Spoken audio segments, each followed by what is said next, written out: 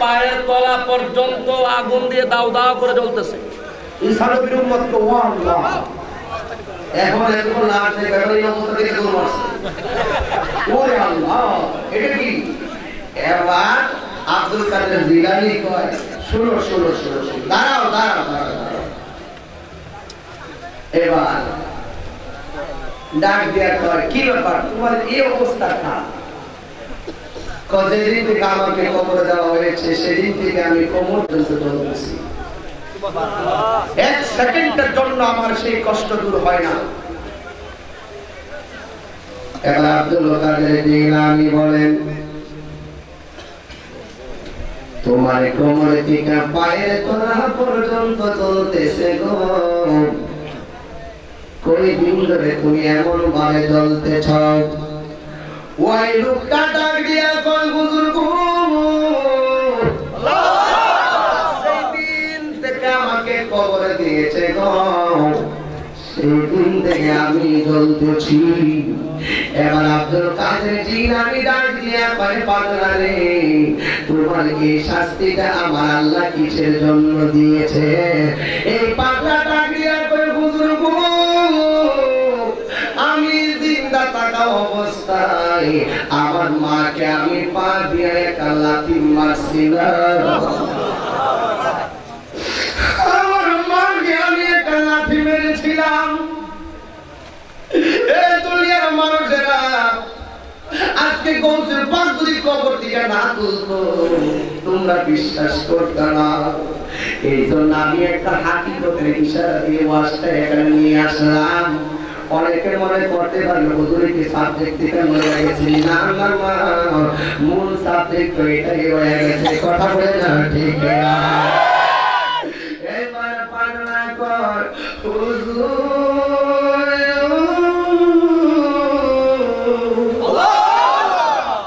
আমার মার আমি পা দিয়ে লাথি মারছিলাম, এই জন্য আমার আল্লাহ আমার পা দুইটারে পুরাইয়া পুরাইয়া আমার কবরে শাস্তি দেয়। আপনার কাছে আমার একটা অনুরোধ, ভাই কি অনুরোধ? তোমার কবরে তুমি চলে যাও। হুজুর কবরে চলে যাবো, অসুবিধা নাই, আমার শাস্তি হোক, আমার অসুবিধা না, যেহেতু আপনি শত শত বছর আগে আমি দুনিয়া থেকে বিদায় নিয়েছি গো, আমার যেহেতু আপনি কবর থেকে তুলেছেন, ও হুজুর গো মেহেরবানি করে আমার মা আমার পা থেকে কোমর পর্যন্ত চলিয়া পইয়া সারকার হয়ে যাক, আমার কোনো দুঃখ নাই, কিন্তু আপনার কদমে পড়ি গো হুজুর, আমার মারে আমার এই গুরুস্থানে দাফন করা হয়েছে।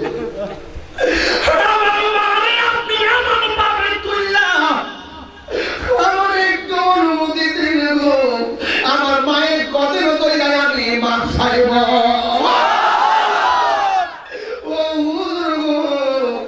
আমার মার কদমে আমার মিয়া ভাই আছে।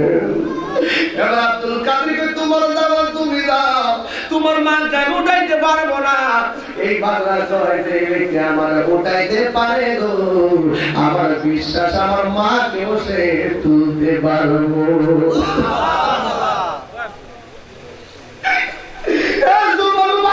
এখনো হুঁশিয়ার হয়ে যাও, মাকে কথার মাধ্যমে কষ্ট দিবা, আল্লাহ গলার মধ্যে যেই কথা দিয়া কষ্ট দিবা, আমার আল্লাহ গলার মধ্যে আগুনের শিকল লাগাইয়া দিবা। কথা ঠিক না? এখনো সময় আছে, সাবধান হয়ে যাও। হাজারো বার শুনলে কি হবে যদি অন্তরের মধ্যে মহব্বত পয়দা না হইল? কে চায় আমার মাকে সারা অন্য কিছু দেখি না, মায়ের মতো না।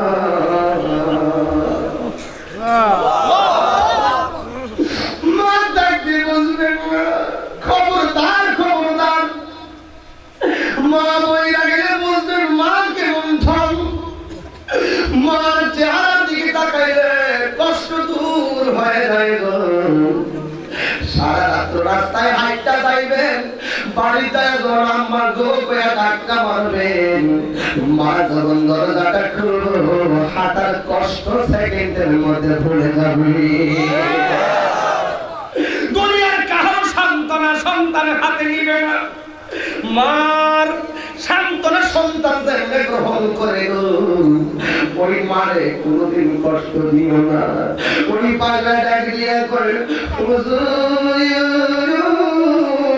আমার পা থেকে কমর পর্যন্ত কিয়ামত পর্যন্ত জ্বলিয়া যাক, আমার কোনো আপত্তি নাই। আমার মার কদমে আমার পালাইয়া দেন না গো, আমার মার পায়ে ধরিয়া আমি মাপ চাইব। চিৎকার মাইরা বলেন আল্লাহু আকবার। ওই 100 বছর আগের গুরুস্থানের মানুষের সঙ্গে যখন আব্দুল কাদের জিলানী বন্ধুর মতন কথা বলতেছে গো, ঈসা নবীর উম্মতের গায়ের মধ্যে আগুন লাগা গেছে। আইছে রে হায়, হাজে তো আমার নবী ওই নবীর উম্মত হইতে চাই নাই। আমার নবী নিজেও তো ওই নবীর উম্মত হইবার লাগা দরখাস্ত করেছে, এমনি তো হয় নাই। নবীর উম্মতের যদি এত বড় পাওয়ার হয়, না জানে রাহমাতুল আলামিন পাওয়ার কত বড়।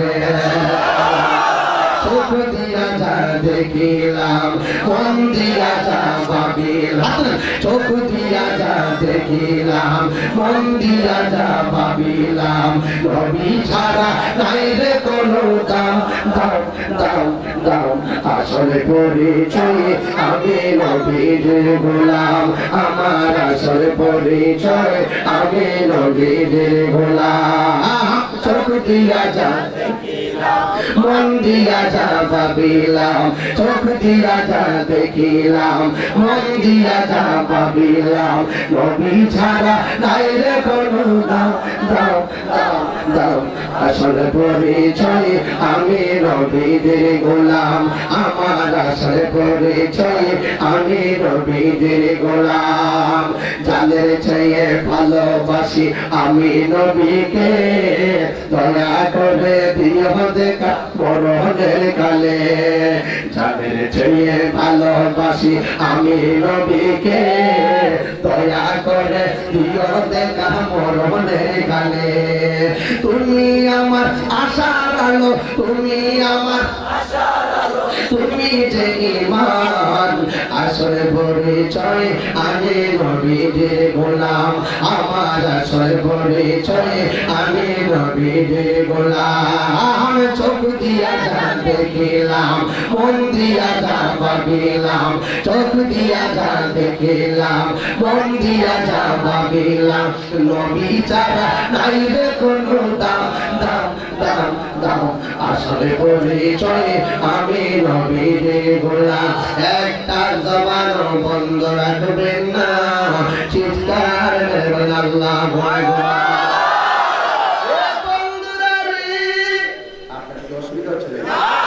দরকার আছে কিনা বলেন? এই মায়ের মমতার আদর্শ আমাদের অন্তর প্রতিষ্ঠার দরকার আছে কিনা বলেন? মা মানে কষ্ট দিয়ে দেখেন খোদার কসম, আজকে কি মার পাওয়ার বাচ্চারে গান দিয়ে তোর আজকে শিক্ষারে মাগো তাহির হিসেবে ওয়াজ দিয়েছিলাম, দেখলাম তোমার কাছেই হলো জান্নাতের চাবি। জান্নাতের চাবি আমার মা, মাগো জান্নাতের চাবি আমার মা, জান্নাতের চাবি আমার মা, আমাগো জান্নাতের চাবি আমার মা। মা তার বেঁচে নাই, তার মতো দুঃখী নাই, মা তার বেঁচে নাই, তার মতো দুঃখী নাই, খালা ফুফুর মায়ের মতো না, আমাগো জান্নাতের চাবি আমার মা। মা মাগো জান্নাতের চাবি আমার মা।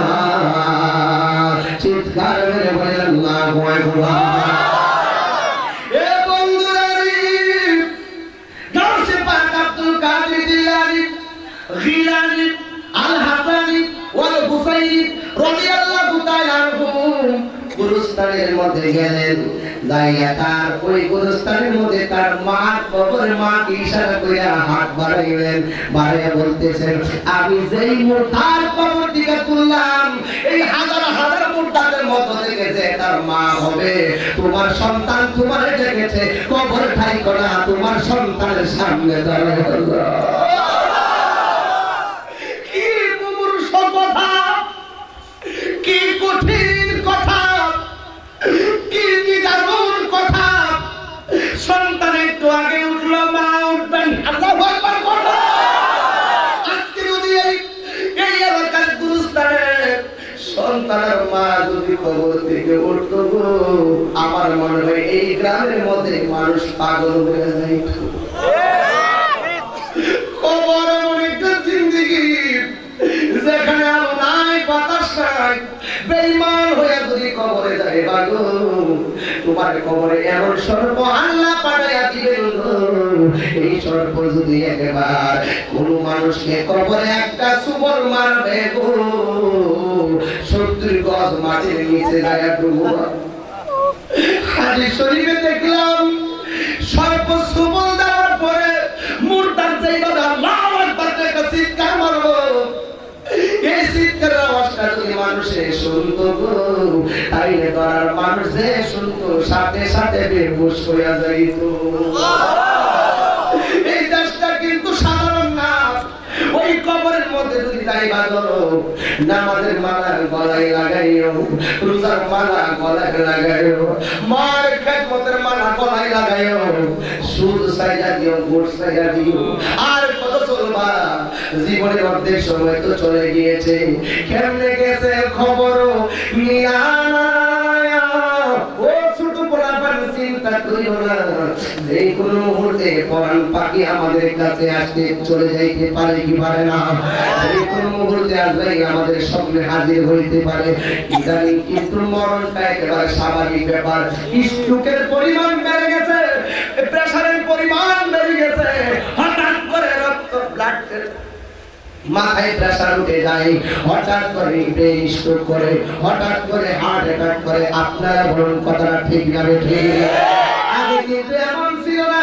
অনেকদিন আগে আমরা মনে করতাম বাবা এই মরছে না, ছেলেকে মরবো নাকি, এমন একটা ব্যাপার ছিল।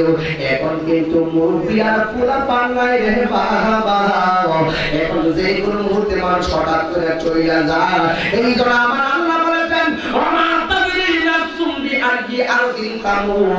জগতের যেখানে থাকবো না কেন গো, এ মা বোনেরা রঙের গোড়া দৌড়াইও না। এ মা বোনেরা তোমাদেরকে বলে দিয়ে যাই, একটা ওয়াজে তো এত বিষয় নিয়ে আলোচনা করা যায় না। মা বোন তোমাদেরকে বলে দিয়ে যাক, পর্দা করে তোমরা চলবা। একটা মা জান্নাতে যাওয়া সহজ যদি তার চরিত্রটা ঠিক রাখে। 2 নম্বরে সে যদি পর্দা মতো চলে, বিবাহিতা হইলে যদি স্বামীর খেদমত করে, এই 3টা জিনিস রাইখা যদি তুমি আল্লাহর গোলামি করতে পারো, তোমার জান্নাতটা রাবিয়া বসরির সঙ্গে হয়ে যাবে। এ আমার এলাকা ফতেপুরের মা বোনেরা, আজকে লাস্টের একটা কথা শুধু তোমাদের অন্তরে লইয়া যাও। তোমরা যারা বিবাহিতা আছো, যাদের বিয়ে হয়েছে গো মা, আজকে একটা ছোট্ট কথা স্মরণ করে তোমাদেরকে দিয়ে আমি বিদায় নিয়ে নেব। তোমরা যেই ঘরের দরজা দিয়ে লাল বেনারসি শাড়ি পরিয়া বধূ হইয়া ভিতরে ঢুকছিলা গো, এই ঘরের দরজা দিয়া তুমি একদিন সেলাই সারা সাদা কাপড় পরিলাম বাড়ির গরিবা। তার জন্য কান্দে লইয়া আপন বাড়ি হইয়া যাইব। হে মা বলিয়া খবরদার খবরদার, তুমি মা যদি ভালো হতে পারো গো, তোমার সন্তান আল্লাহওয়ালা হয়ে যাবে। আমার আল্লাহ আজকে অনেক মা সন্তান হয়েছেন, সন্তানকে নিয়ে মা বাবার কত স্বপ্ন থাকে গো, কিন্তু অনেক সংসার আছে ছেলেও নাই মেয়েও নাই। কথা বলেন না ঠিক কিনা? একটা সন্তানের জন্য কত কিছু করে গো। ও আল্লাহ, তোমার কাছে দরখাস্ত জানাইলাম, যাদের ছেলে নাই, যাদের মেয়ে নাই, ছেলে দেওয়ার মালিক তুমি, মেয়ে দেওয়ার মালিক তুমি, এখানে তো ছেলে এবং মেয়ের কোনো হাত নাই। আল্লাহ তারপর সন্তান নাই, ছেলে হোক মেয়ে হোক, সন্তান দিয়া ওই দাম্পত্য জীবনের সংসারটারে তুমি আলোকিত বানাইয়া দিয়েছো। বলেন আমিন। আর বড় করে বলেন আমিন। আমার যুবক ভাই, ও মুরব্বি বাবাজিরা, যেই মাত্র গাউসুল আজম আব্দুল কাদের জিলানী এমন ভাবে গুরুস্থানে ডাকা মারছে গো, তার মাটা জান্নাতি পোশাক লইয়া হাতের মধ্যে একটা লাঠি লইয়া গুরুস্থানে দাঁড়ায়া গেছে। এবার আব্দুল কাদের কয়, মা দেখেন তো ছিলেননি। এবার সন্তানরা কয়, তুমি ছিলনি, কারণ জান্নাতি চেহারা তো আগের চাইতে পরিবর্তন। কিন্তু জাহান্নামী হওয়ার পরে ছেলের চেহারাও পরিবর্তন। সন্তান কয়, আমি তো চিনি না। মা ডাক দিয়া কয়, হুজুর এটা তো আর কেউ না গো, এটা তো আমার জাদু। সন্তান মার বলতে পারে, মা সন্তানকে বলতে পারে, ও হুজুর আমার পোলাটার কেন এই অবস্থা। এবার আব্দুল কাদের জিলানী কই, জিন্দা অবস্থায় তোমার ছেলে তোমার একটা লাঠি মারছিল। ও আমার ছিল কি হয়েছে, পোলা তো দিতেই পারে। কি হয়েছে? ব্যথাটা পাওয়ার পরে তুমি একটু দুঃখমূলক শ্বাস ফেলছিলাম গো। ওই আমি চাইছিলাম না ফেলবো, আমি চাপাইয়া ধরে রাখতে পারি নাই। উফিরুওয়ালা তানহারুহুমা ওয়া কুল্লাহুমা কওলান কারীমা। এমন ব্যবহার করিও না। মা উফ শব্দটা উল্লেখ করতে পারে না, তুমিও তো মুখের সুরে কথা বলতে পারো। ও মা গো, তোমার বেদনামূলক শ্বাসটা আল্লাহ কবুল করে ফেলেছে। এই জন্য তোমার ছেলে কবর থেকে পা পর্যন্ত আগুন দিয়া জ্বলতেছে। এবার মা ডাক দিয়া করে,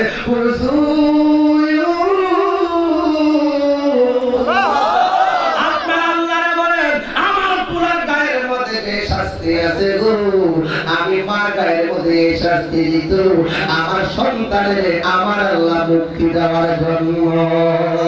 মা কেন এত দামি জানে না সকলে, বললে মা কেন এত দামি জানে না সকলে। জানত যদি পড়ত দেখে কোরআন হাদিস খুলে, একটি হজর সালাম মিলে, একটি হজর মাকে একবার দেখিলে, দেখিলে মা কেন এত দামি জানে না সকলে। মা কেন এত দামি জানে না সকলে। 10 মাস 2 বছর পান করালেন মায়ের বুকে দুধ, খুলে দিতে দিয়ে আমার ভিতরে কত সুখ। 2 বছর পান করাল মায়ের বুকে দুধ, খুলে দিতে দিয়ে আমার ভিতরে কত সুখ। সেই মায়ের কষ্ট দিলে, সেই মায়ের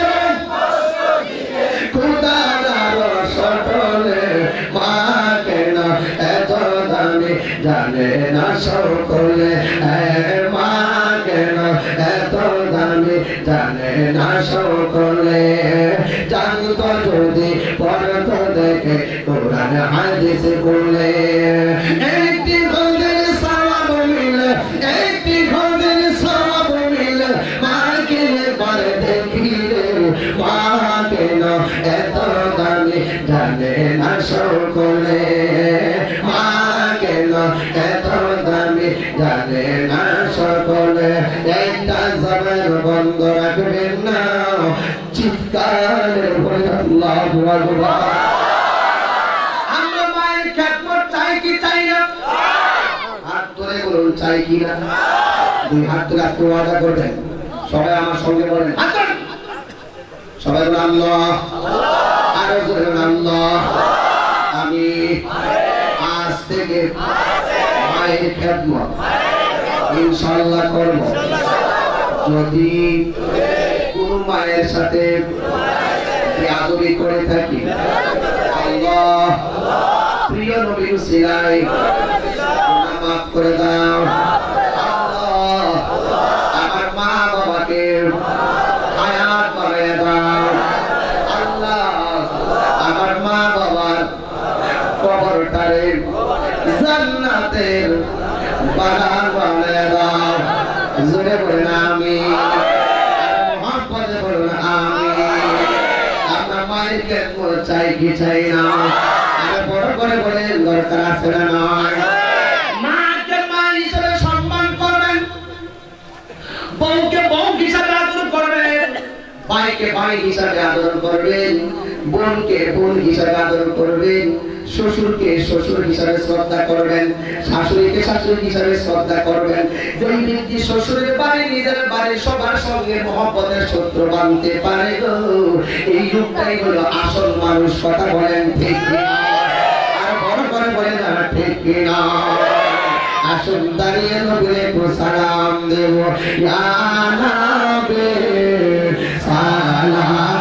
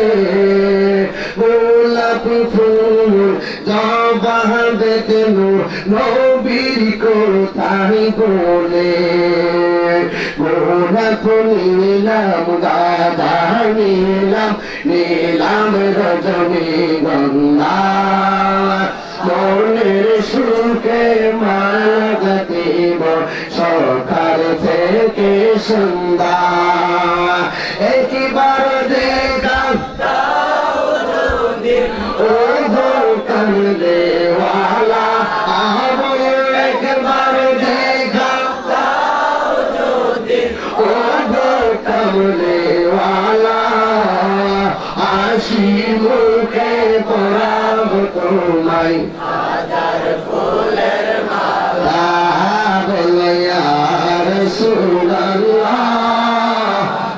ইয়া হাবিবাল্লাহ ইয়া রাসূলুল্লাহ বলো ইয়া হাবিবাল্লাহ বলো ইয়া বিকমালি দুনিয়া বিকমালিহি আসলত দুনিয়া সাআলহি সাল্লু আলাইহি ওয়া আলিহি سلموا يا قوم بل صلوا على سبيل المصطفى ما جرى إلا رحمة للعالمين اللهم صل وسلم وبارك عليه সকল বলেন আলহামদুলিল্লাহ মাহফিল কমিটিরা আমাকে বলতেছে হুজুর একটা করে ওয়াজ করে আবার আরেকজন এসে বলতেছে হুজুর সারা ওয়াজ করে এখন আমার একটা কাজ আছে হুজুর 10 মিনিট জিকির করে আমার মন পেতে আমি বললাম যে ভাই ওয়াজ যে সাবজেক্ট দিতে সাবজেক্ট তো শেষ করে না আমি জানি জিকিরের দরকার তাই ওই যে মানুষের লাইফ জিকির করলাম কথা বলতে জিকির করছি না আচ্ছা তবে একটা কথা হলো 2 ঘন্টা 1.5 ঘন্টা বেশি আমি ওয়াজ করি না কারণ যারা প্রতি রাতে মাহফিল করে যারা প্রতি রাতে মাহফিল করে তারা 1.5 থেকে 2 ঘন্টা বেশি কথা বলতে পারে না যারা প্রতি রাতে মাহফিল করে আর যারা বছর একবার আয় এরা সারাই দিবে ঠিক আপনারা বুঝবেন যে আমি কথাগুলো বলছি আজকের ওয়াজের বিষয় হলো মার খেদমত কথা বলেন ঠিক কিনা আর 1 ঘন্টা বললে তো বিষয় এটাই থাকবে কথা বলেন ঠিক কিনা হ্যাঁ যদি কোনো প্রশ্ন থাকে আমার প্রশ্ন দেন আমি আলোচনা করব যদি কোনো প্রশ্ন থাকে আমার প্রশ্ন দেন প্রশ্নের উপরে আমি যে সামাজিক আলোচনা করেছি আজকের ওয়াজের বিষয় হলো মায়ের খেদমত সুদ এবং ঘুষ সামাজিক ওয়াজ মাকে খেদমত করা স্বামী স্ত্রীর প্রতি খেয়াল রাখা এবং মা বোনদেরকে পর্দার ভিতরে রাখা এই ছোট্ট ছোট্ট কথাগুলো যদি মানতে পারি এই কথাটাই শেষ এটুকুই যথেষ্ট 11টা 10:40 গেছি এখন বাজে 5 মিনিট কম 12টা অবশ্যই দোয়া করতে করতে তার বেশি হতে পারে তবে আপনাদের অনুরোধ করবো একটি অনুরোধ করবো জানার নাম ঈমান নয় মানার নাম ঈমান ওয়াজ দেওয়ার উদ্দেশ্য কি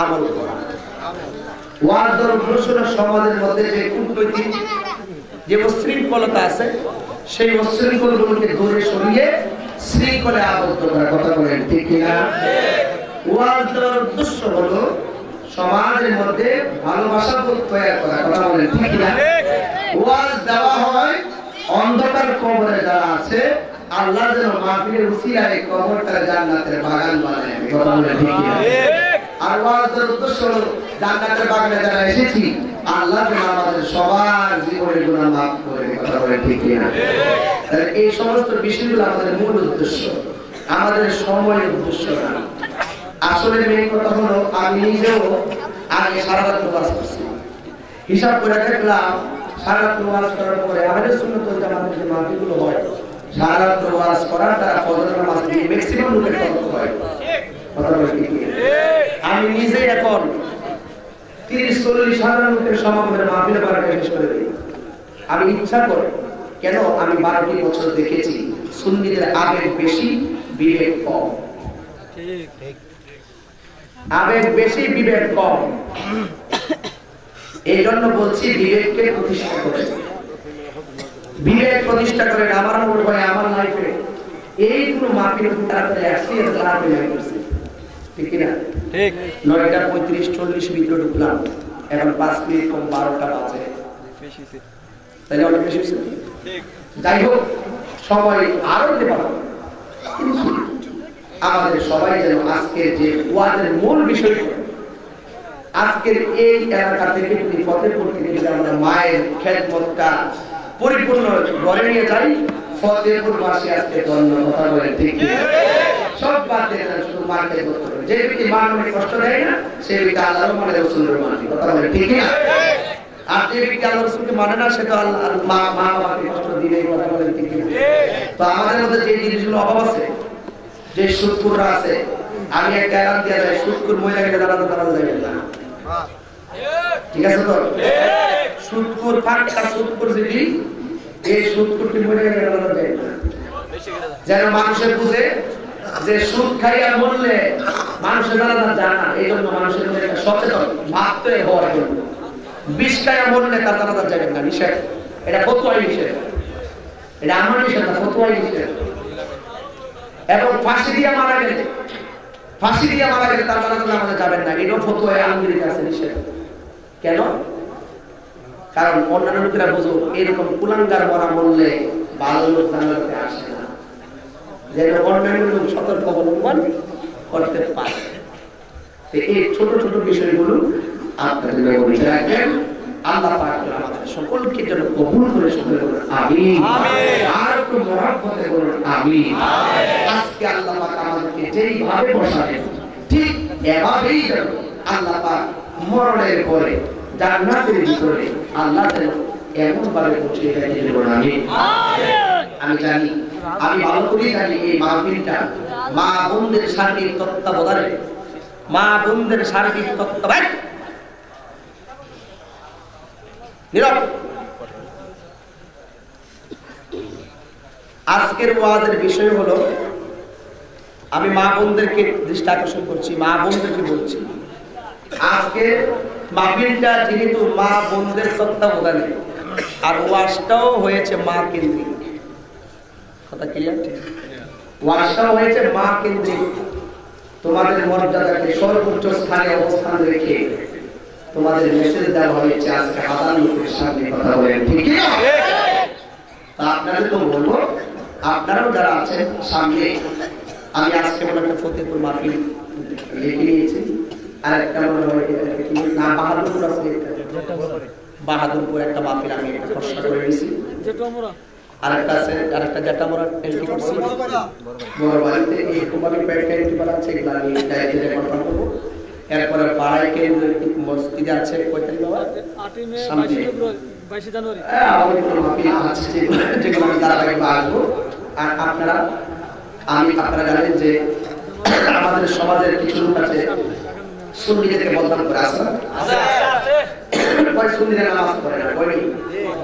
এখন আপনারা নামাজ পড়ে দেখা দিবেন যে নামাজ আল্লাহ ফরজ করছে সুন্নিদের জন্য, আর না পড়া যদি আবেগে ঠেলে করে কাজ দিব। এই জন্য আপনাদেরকে বলবো, আমি নিজের থেকে এবং সামাজিক আলোচনা করি, আপনারা সবাই 5 ওয়াক্ত নামাজ পড়বেন, মা বাবাকে খেদমত করবেন, মা বোনদেরকে বলবো পর্দায় থাকবেন। বিদেশে যারা আছেন